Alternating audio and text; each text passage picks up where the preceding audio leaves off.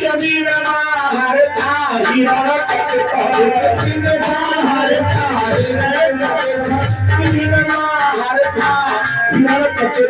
लगभग सोनी राजधानी थे लगभग सोनी राजधानी थे रोके कुछ रातियों कहित करुणी तया धोरा रोके कुछ रातियों कहित करुणी तया धोरा रोके कुछ रातियों कहित करुणी तया धोरा।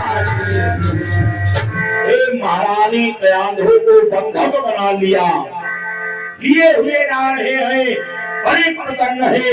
तब तक रास्ते में मुलाकात देवराज इंद्र की मुलाकात नारद बाबा से हो गई। नारद बाबा ने क्या देखा, देवराज इंद्र के साथ में कोई नारी है, वो भी बंधक बनाए लिए जा रहे हैं। देवराज इंद्र की ओर नारद बाबा ने देखा, आवाज लगाया, बोले भैया हे देवराज।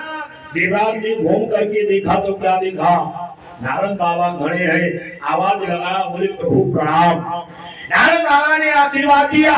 नारद बाबा ने कहा, बोले देवराज अरे ये तुम्हारे साथ में नारी कौन है?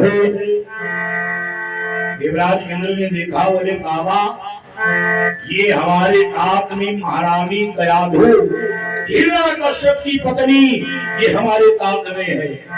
नारद बाबा ने देखा, नारद बाबा कहीं के हो, हम ताली हाव काम करने लगे, दूसरे ने घर वाली चुरावने लगे।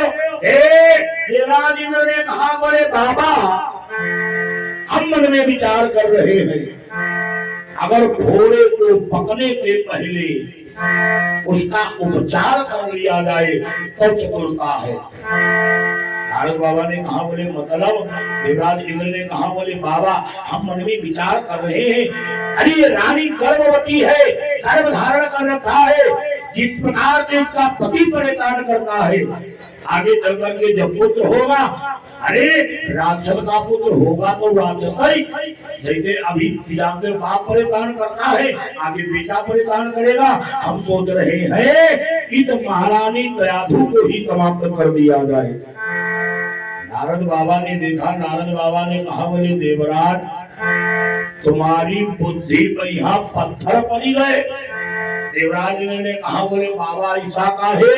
नारद बाबा ने कहा, बोले देवराज अरे तुम क्या करने जा रहे हो? क्यों? इलानी के इति अरे गर्भते वह परम भक्त प्रगटाएगा, रानी के परम भक्त प्रगटाएगा, रानी के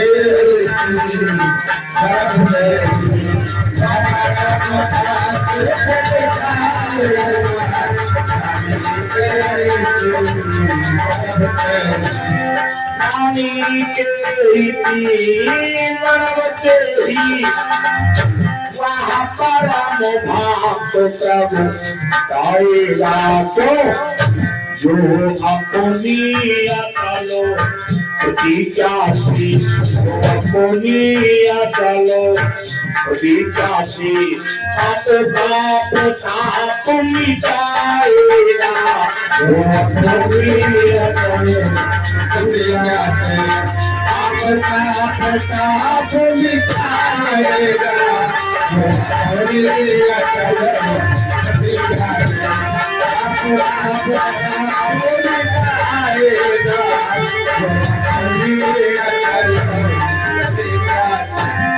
नारद बाबा ने कहा, बोले जी